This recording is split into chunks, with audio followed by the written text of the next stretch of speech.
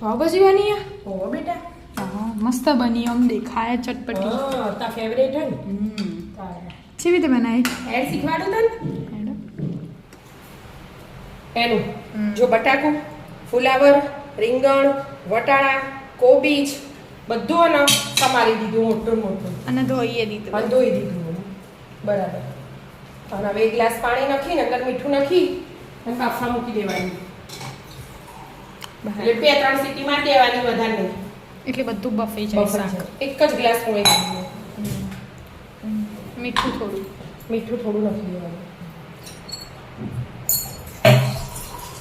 બસ અને 2 સીટી મારી દઈએ આવું ફટાફટ 3 સીટી વગાડો 3 સીટી તો ચડી જ જાય અને આ કેપ્સિકમ ડુંગળી લસણ ટામેટા અને લીલા મરચાં અને આદુ ક્રશ કરીને તૈયાર કરી દે બરાબર 10-15 મિનિટમાં ખાવાનું તૈયાર ક્રશ થઈ ગયું હા આમાં આદુ લસણ અને ડુંગળી 3 ભેગું બરાબર અને આ કેપ્સિકમ એક અને આ લસણનું પાણી કરવા લસણ જુદું રાખ્યું 2 ટામેટા હજી હવે કરું છું ક્રશ તેલ મૂકી દીધું જીરું નાખી દીધું અને પેલા ગરમ મસાલા નહીં નાખી એકદમ સાદી સિમ્પલ બનાવી દઉં બરાબર હિંગ નાખી હા હિંગ નાખી અને આ ડુંગળી લસણ અને આદુ કંઈ નાખી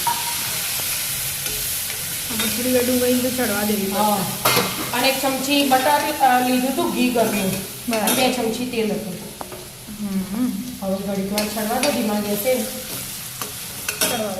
હા ચડી રહી ડુંગળી હા જો કલર આખો બદલી ગયો ને હવે કેપ્સિકમ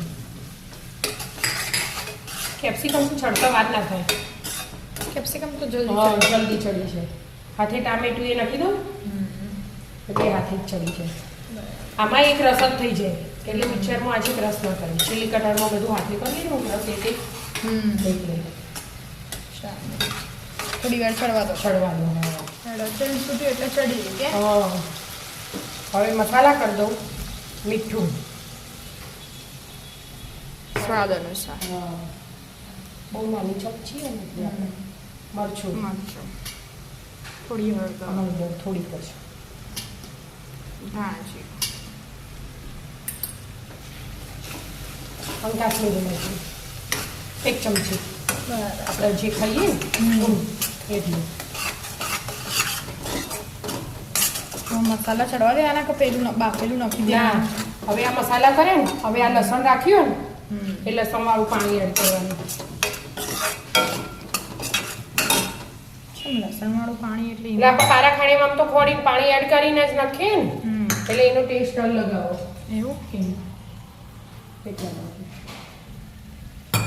આજે મેં ક્રશ કર્યું પેલા એમાં એટલે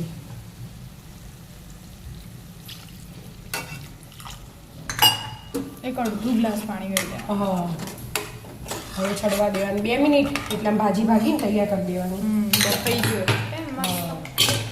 3 સીટી મારી બફાઈ ગયું હવે મસ્ત ક્રશ કરી દો અંદર જો પાણી તો એકદમ ઓછું લીધું હતું એટલે આમાં પાણી હોય જ નહીં અને પાણી ઓછું લઈને બાફે ને તો મીઠા સારી હોય ફીકું નાખી છે ક્રશ થઈ ગયું કે વાગી ગયું હવે આમાં એક આમ પર નાખ્યું હોય મોટું રહી ગયું હોય તો થઈ જાય મસ્ત એક રસ થઈ જાય એકદમ એમાં એડ કરી દેવાનું હા તેલ તો છૂટી જ ગયું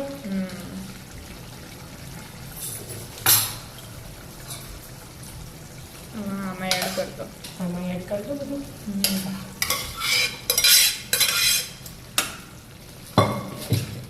પાઈ ગયા જો ફોટો વચરાજ દાદાનો કચ્છનું નાનું રણ કહેવાય કચ્છનું નાનું રણ વચરાજ બેટ જીંજુવાડા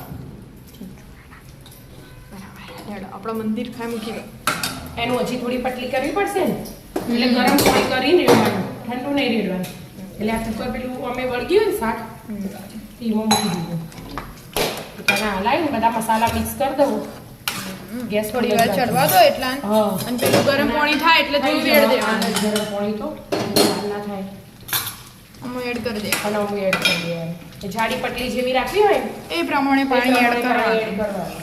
જેમ જાડી રાખવી જાડી હા, જેમ પતલી જાડી. રાખવી પછી. હવે પછી એકલો પાવભાજી મસાલો સંધાણા. બરાબર. ડબલ તડકા કરવા કે સિંગલ જ? ના ના બસ સિંગલ જ. હા, પાણી ગરમ થઈ ગયું.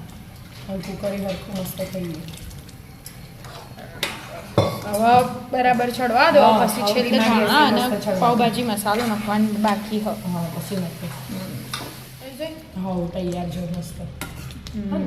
મસ્ત થઈ હવે આ ભાજી મસાલો, અને થોડા ધાણા. લીલા ધાણા, પાવભાજી તૈયાર.